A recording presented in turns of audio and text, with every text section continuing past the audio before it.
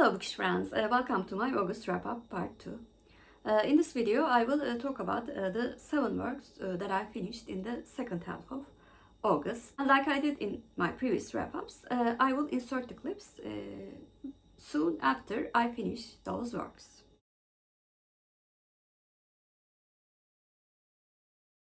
Today is the 18th of August and I finished one book yesterday evening and one book today.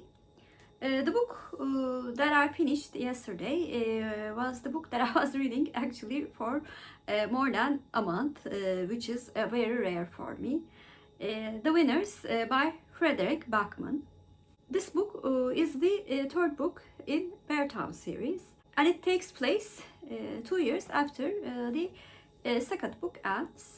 And the consequences and the effects of the events that happened in the second book are also important for this book. But without giving spoilers, I can say that we now have characters from the rival town had a family consisting of 2 parents and 4 children, and along with the residents and many characters that we love from the first 2 books, we follow the lives of the members of this family also. And like the previous books in the series, the book starts and ends with a tragedy. Like I mentioned in my perfect book tag video, I think Fredrik Backman is great at creating characters that are very complex and also very three-dimensional. We can really criticize them in one scene, but we never stop loving them because we approve of their many other actions. And I like the fact that none of his characters are pure angels or pure evils, and I do cry a lot when something happens to any of the characters, because I like almost all of the characters in his books. However, I have to say this book was extremely long, and that is one of the reasons why it took me so long to read this book. Additionally, the fact that Backman warned us that there would be a great tragedy, actually that of a character from the very beginning. I have to say I was not very eager to get to the end and cry a lot, which happened of course.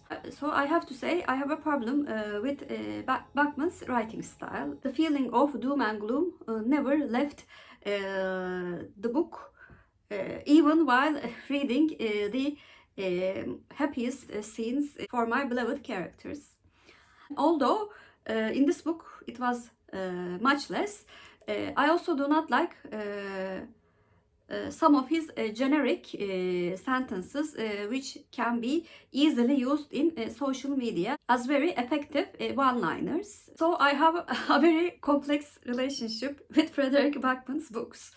I love his characters, but other than that, his writing style and the way he constructs his sentences does not appeal to me. Overall, I gave The Winners by Fredrik Backman a 7 out of 10, and I'm very glad to finish another series for my series about series challenge. Next book that I read was a very short memoir book that I took out from my library, Bizans Suiti by Rosie Pinhas-Delpuech. This book is the story of a little girl who grew up in Istanbul in 50s and 60s. Little girl grows up with many cultures. His father is French. His mother comes from German origins, but also a Jew. That's why they came to Turkey. Because at the time it was one of the safest places for Jews to be accommodated. Turkey did not attend the Second World War. Anyway, the fact that she grew up in a home speaking so many different languages, Turkish outdoors, French and German and Hebrew, indoors. Also being fed with so many different cultures gives a very interesting narrative actually. And I learned what it means to be a very multicultural being in Turkey in those times. Although this book is not a bad book, it was written in the stream of conscience writing style, which is the writing style I sometimes actually despise. The reading experience was not something that I enjoyed. Only reason that I didn't DNF this book was that it was so short. So I gave Bizans Suiti by Rosie Pinhas-Delpuech a 6 out of 10.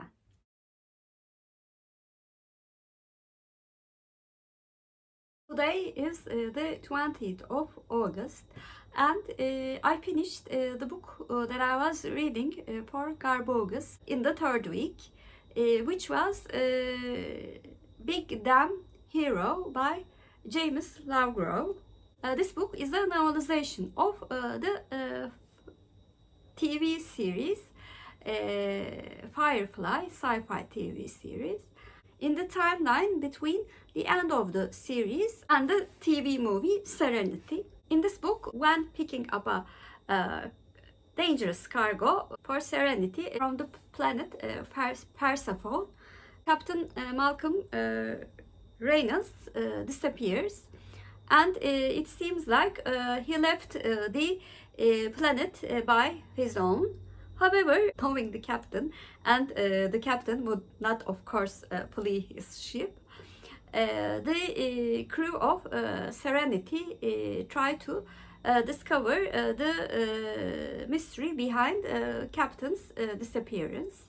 During this process, we follow different points of view of the many crew members. Also be reacquainted with the relationship between them. Although I was not a huge fan, I really liked the TV series Firefly, and I quite enjoyed the TV movie as well. However, I did not think that it was good as the original series. And when I was reading this book, I quite understood how my taste could differ in TV series than books. In TV series, I really do like action scenes, especially if they are done aesthetically. However, in the books, I've never liked action or any kind of battle scenes. And this book, like the TV series, was full of action and many fights, and I was mildly interested in those scenes. However, it was great to be reacquainted with the characters, which I really did like mostly, especially the relationship between the married couple, the co-captain Zoe and the pilot Wash. I found the writing style decent, not very impressive. However, it was not bad at all. So I gave Big Damn Hero my average rating, which is 7 out of 10. However, I was not interested or impressed enough to continue book series of 8 books. So that's why this book will be the only book that I will read from the Firefly book series.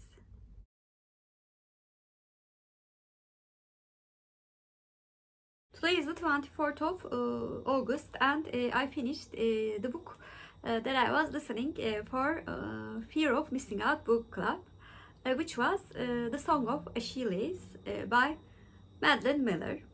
This is a mythological retelling of the Trojan War and love between Achilles, a Greek hero who's half god, and Patroclus, who's an exiled prince sent to live with Achilles' father, and then becomes his best friend, and after a while his companion and his lover. And it follows the time period between the time when Patroclus first meets Achilles and then until the tragic death of both of them in the Trojan War. I had previously read Suiti by this author, and I thought it was a very, very good character story. This book was already on my TBR when it was chosen for the club. I really did love the writing style of this novel. It was not flowery, but it was also literary. It was a very pleasant audiobook experience for me. And I loved our protagonist, Patroclus, because he was one of the more sane and more realistic characters with super relatable reactions to all of the fantastical, magical, and mythological events that is happening all around him. So this book was also a great character book. I have never been a fan of war books taking place in the field action. And I have to say, Achilles was not a very pleasant character for me to read. Although I found the love story quite impressive on Patroclus's side, it actually sometimes failed to catch me. With all of the very, very positive aspects and a few negative aspects of this book, I gave The Song of Achilles by Madeline Miller an 8 out of 10.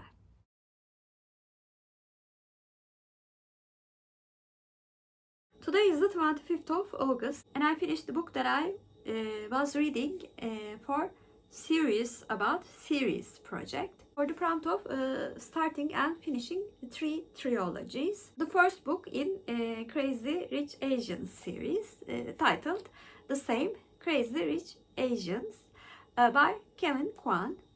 In this book, Rachel Chu and her boyfriend Nicholas Young will go to Nicholas's home country, Singapore, to attend the wedding of Nick's best friend. It will be the first time that Rachel will meet Nick's family. However, Rachel does not know Nick belongs to an extremely rich family, and as she meets his family, his friends, and also the way that he certainly fits in this very, very rich life, Rachel questions her relationship with this man that she still loves very, very much. First of all, I want to talk about a very interesting plot detail. One of Nick's friends has the same surname as Turkey's one of the wealthiest families, Sabancı family. The way that he was portrayed in this book was very sympathetic. So I was pleasantly surprised to see such an elegant Turkish young man. As for my general thoughts, to be honest, I have never been a fan of books in which deals with extreme richness or extreme poverty. I'm not denying the importance of money in our lives, but naming brands has never been a subject that has interested me. So when I started the book, I feel a little bit overwhelmed with all of the names of the brands that appeared in every sentence of the book.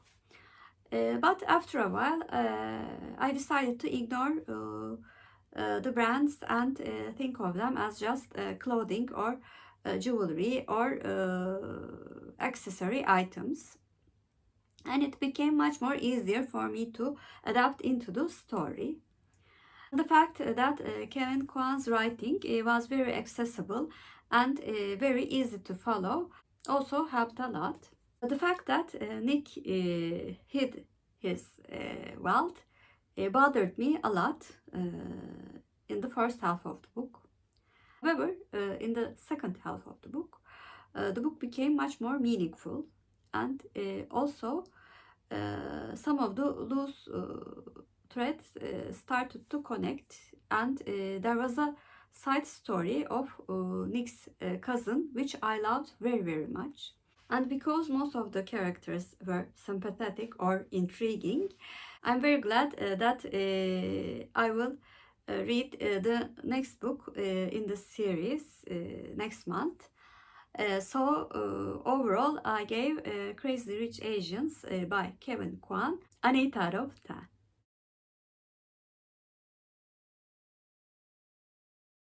Today is the 27th of August and I finished the very short audiobook that I was listening for Garbaugust. I was originally going to read another book, but when I found out that it was a book very close to 500 pages and I had so many other books that I wanted to read in my TBR, I've decided to switch to the second book in Rosemary's Baby Theology. In this book, we follow Rosemary again. She has been in a coma for the last 28 years of her life, and she wakes up in November of 1999. In this world, she finds out that her son Andy is a very popular community leader, a philanthropist, and also a symbol of goodness. Knowing his birth situation, she becomes very suspicious of him at first. However, as any loving mother would do, she decides to believe in him, and she gets more and more involved with Andy's campaign of goodness. But still, there are some inconsistencies in Andy's behavior that she finds very suspicious. I was very surprised to see that this book had such a low rating, which was 2.54 on Goodreads. This book was not as good as Rosemary's Baby. However, it was not as bad as the other people thought it was. Writing style was very easy to follow, and although the plot was not very surprising, some parts were really exciting to read, and it had a good tempo because we were wondering what would happen to Rosemary. Considering that she is a mother, I think Levin gave the contradictory thoughts of Rosemary very well. It was of course not as groundbreaking as the first book, considering that it was written as a tribute to Mia Farrow. But I thought it was a quick and exciting read to read in a weekend. So I gave Rosemary's Son by Ira Levin a 7 out of 10.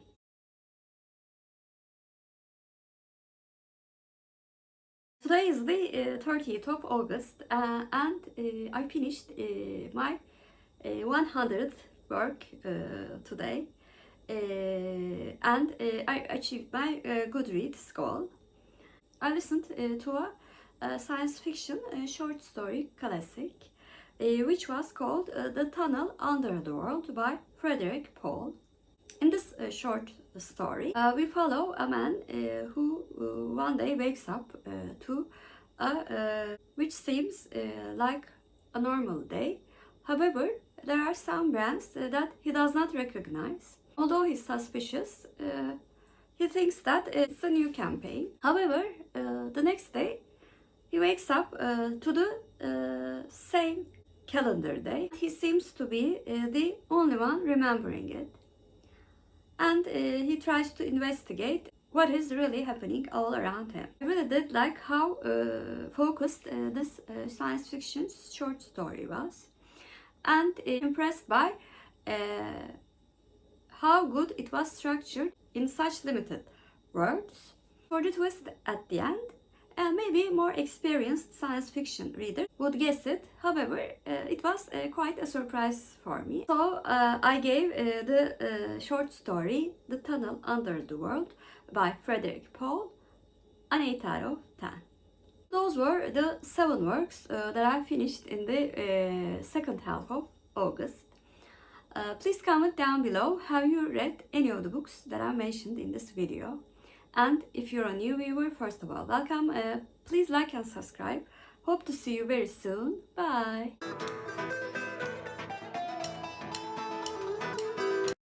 As for Turkish word of the day, I'm going to choose song. Song means şarkı in Turkish, and şarkı is our Turkish word of the day. Have a good day.